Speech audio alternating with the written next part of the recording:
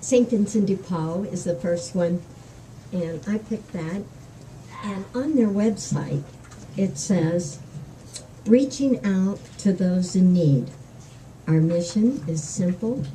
We help people. We help our Vincentian volunteers on their spiritual journey. When they assist those in need, they realize that they see the face of God in everyone they meet. We help our wonderful donors by ensuring that every gift they entrust to us is used toward helping their neighbors in need. We are honored to have Ralph Bradburn with us tonight. Ralph, would you mind just standing so everybody will know who you are? He is the Executive Director of St. Vincent de Paul Council of Northern Kentucky. Also, I'm pleased to introduce my older brother, Charlie Colmar, if you'll stand up, who is an active Vincentian and past president of, I forget which church that was, St. Margaret of York in Ohio. He supplied us with abundance of knowledge on St. Vincent de Paul. Is there anyone else that's affiliated with St. Vincent de Paul here tonight? Okay, thank you. Please stand, and we did, and we just want to applaud you for all the work you did. If anyone is interested in St. Vincent de Paul, they will be happy to talk to you back by our table where we have our little collection boxes.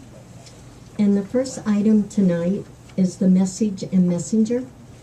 And I called Ed Ruffus, this is actually a story about him.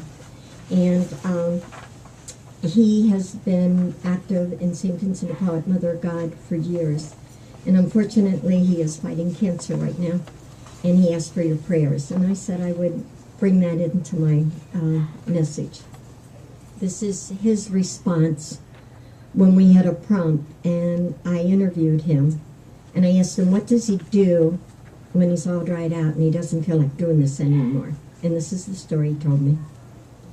At 5 a.m., Ed's mind was awake before his body. Jumbled in his unconscious was a dream he couldn't quite remember. In his sleep, he was trying to follow someone. There seemed to be a fog hovering over him as he was seeking a nebulous quest. There was a message he needed, but the way to that knowledge was never quite within his grasp.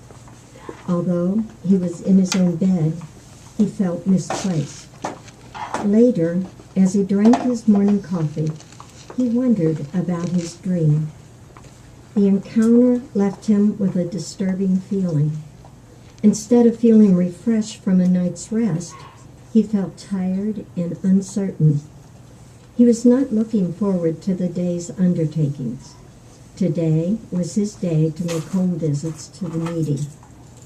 After years of being active as a volunteer for the Society of St. Vincent de Paul, he felt burnt out.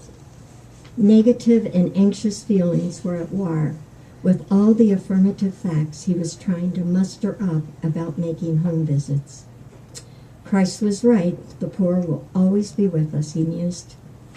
Ed wondered if he needed a change. Lord, I need your help more today than I ever did before. I feel used up. He informed God he needed help. At 2 p.m., a gritty wind greeted his face as he entered an alleyway in Covington, Kentucky. A concrete wall was returning a ball that a thin, small boy was throwing against a dull, aged structure.